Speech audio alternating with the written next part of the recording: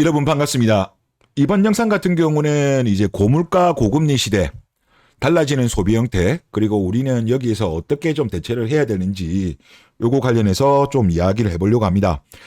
지금 현재 같은 경우는 뭐 고물가 고금리 이거는 지금 전 세계적으로 지금 다 겪고 있습니다. 이제 아무래도 작년에 러시아 우크라이나 사태가 터진 이후로 지금 1년 이상 이런 양상을 보여주고 있는데요. 지금 이거 같은 경우는 많은 경제 전문가들이 이야기하기로는 이거 생각보다 오랫동안 지속될 수 있다. 그런 이야기를 많이 전망하고 있고 IMF에서도 한 5년 정도 더 이어질 수 있다는 거를 어느 정도 우리가 각오를 해야 된다는 이야기도 나오고 있는 상황입니다.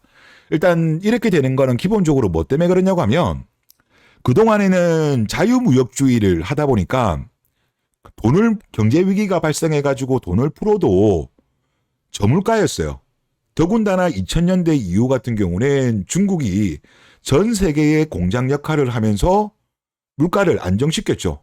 그래서 골디락스라는 말도 나오고 그랬었는데 지금 같은 경우는 지금 그런 상황은 아니라고 봅니다. 왜냐하면 지금 이제 미국과 중국의 패권 전쟁이 시작되었죠.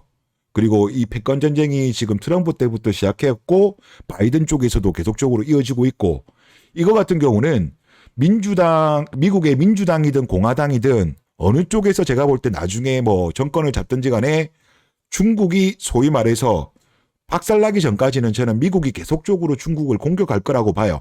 그렇기 때문에 보호무역주의로 당분간 이어질 가능성이 높습니다. 그렇게 된다면 기본적으로 고물가가 고착할 될 가능성이 높은 거죠. 그러면 소위 말해서 물가가 예전처럼 저물가가 아닌 상태에서는 예전과 같은 저금리 시대가 다시 돌아오기는 힘들다고 봐야 될 것 같습니다. 그런 상황이고 일단 뭐 전 세계적으로는 좀 이런 상황입니다. 그리고 우리나라를 보면 이제 2000년대 이후 같은 경우는 중국이 고성장을 했죠. 그러다 보니까 우리나라가 중국에 중간재를 판매를 하면서 많은 혜택을 봤어요. 아마 가장 많이 혜택을 본 나라 중에 하나가 바로 대한민국일 겁니다. 하지만 요즘 보시면 이제 대중무역 적자죠. 지금 중국 쪽에 적자폭이 제일 큽니다. 나라별로 봤을 때. 이제 중국 같은 경우도 확실히 예전에 비해서는 중간재 같은 경우 이제 자체적으로 생산을 많이 하고 있고 그러니까 우리나라께 굳이 필요 없다는 거죠. 그리고 그동안에 우리나라 같은 경우는 중국의 반도체를 많이 판매를 했습니다만은 아무래도 지금 미중 기술 패권, 무역 전쟁이 이루어지고 있는 상황이다 보니까 아무래도 미국에서 계속적으로 중국에 반도체 판매하는 것에 대해서 브레이크를 걸고 있는 상황이에요. 그래서 지금 현재 정부의 어떤 그 상황을 보더라도 지금은 현재로서는 미국이 워낙 강하게 압박하다 보니까 일단은 중국보다는 미국 쪽으로 지금 어느 정도 줄을 서는 그런 모습을 보여주고 있습니다. 그렇기 때문에 당분간 예를 들어서 그 대중무역 적자 같은 경우는 쉽게 개선되기 힘들 거라고 보고요. 대중무역 적자도 그렇지만 전체적으로 지금 무역 적자가 지금 우리나라가 13개월 연속 지금 무역 적자가 이루어지고 있고 그리고 그 적자의 폭도 상당히 늘어나고 있습니다. 지금 뭐 역대 최고치를 지금 기록하고 있고 삼성전자 같은 경우도 2분기 지금 적자를 지금 전망을 지금 하는 이야기가 많이 나오고 있는 상황입니다. 그래서 지금 우리나라 경제 이거 상당히 지금 안 좋다는 말씀을 많이 드리겠습니다. 그리고 일단 소비 형태를 보면 지금 양쪽으로 나뉘어지는 것 같아요. 한쪽에서는 지금 이제 편의점 도시락 판매량 같은 거를 보더라도 확실하게 한쪽은 지금 준비하는 것 같습니다. 경제가 안 좋고 고물가 고금리이기 때문에 절약하는 분들도 계시고 한편으로는 아직까지도 정신을 못 차리고 있는 사람들이 많은 것 같습니다. 이제 자료를 보더라도 그렇더라고요. 지난해 국내 명품 시장 규모 같은 경우는 2021년보다 8% 성장을 했답니다. 그리고 전 세계 7위 정도 규모이고 국민 1인당 평균 금액으로 환산했을 때는 325달러로 2021년보다 2022년이 24%가 증가했대요. 경제가 작년부터 안 좋았거든요. 그럼에도 불구하고 24%가 증가를 했다? 이거 제가 봤을 때 명품 시장은 거의 다 여성들 소비거든요. 전 세계 1위라고 합니다.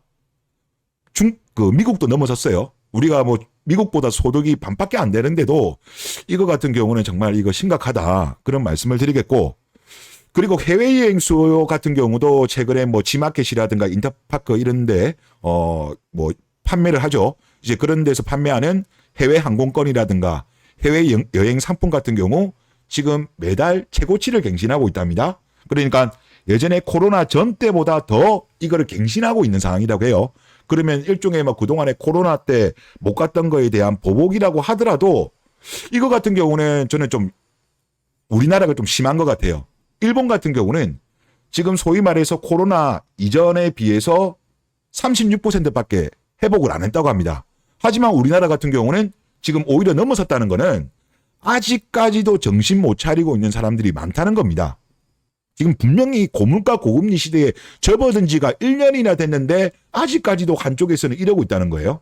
그러니까 저는 이게 너무 안타깝고 지금 현재 제가 느끼기에는 좀 그런 느낌이 들어요. 물론 이게 뭐 100%는 아니지만 약간 좀 비슷한 거 많이 느끼는 게 IMF 직전 때 느낌이 조금 나요.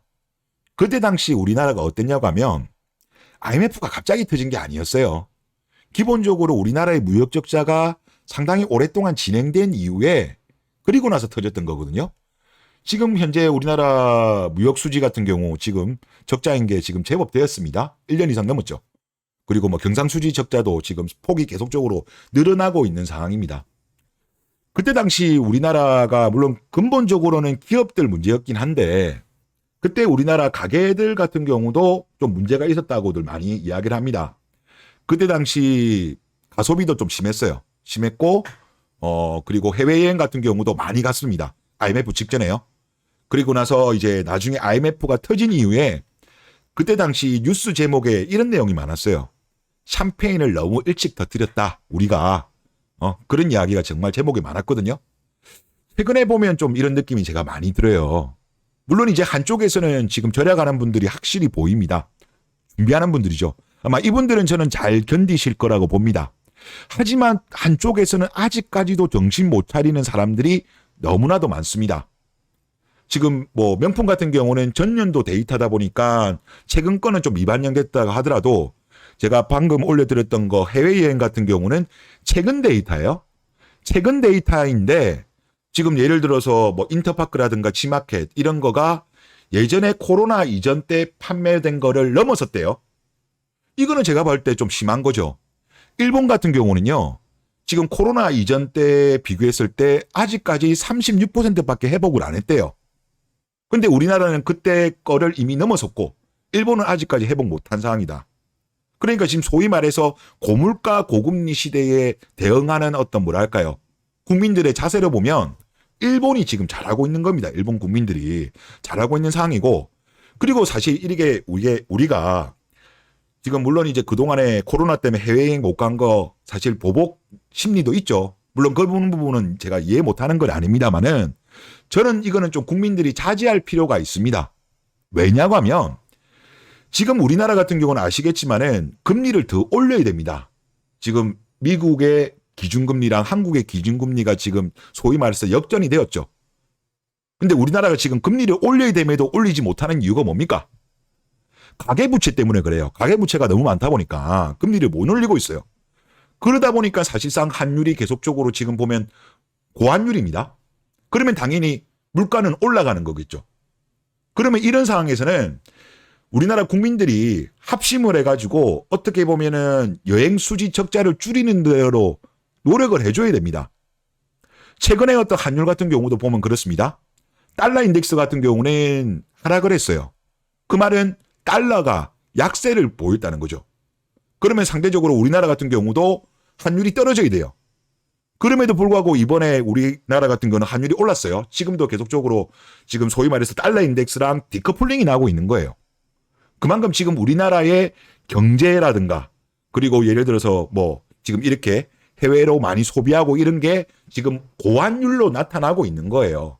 그래서 이런 부분에 있어서는 조금 우리가 국민 모두 한쪽에서는 이렇게 절약을 하고 있는데 한쪽에서는 또 이렇게 펑펑 쓰면 결국은 나중에 모든 국민들이 다 피해를 봅니다. 그래서 저는 제가 볼 때 특히 제가 봤을 때 특히 여행 수요 같은 경우는요. 남성들보다 여성들이 확실히 많이 갑니다. 예전에 데이터를 봐도 그렇습니다. 보통 이제 해외 여행객의 남녀 세대 이렇게 보면 20대, 30대 여성이 거의 절반입니다. 모든 연령대와 성별로 했을 때. 그래서 저는 여성분들 좀 정신을 좀 차리셔야 된다. 이렇게 정신 안 차렸다가는요. 정말 고물가 고금리 시대가 장기화되었을 때 나중에 되면 여러분들 정말 고생하실 수가 있습니다. 물론 소득 많은 분들은 저는 써도 관계없다고 생각해요.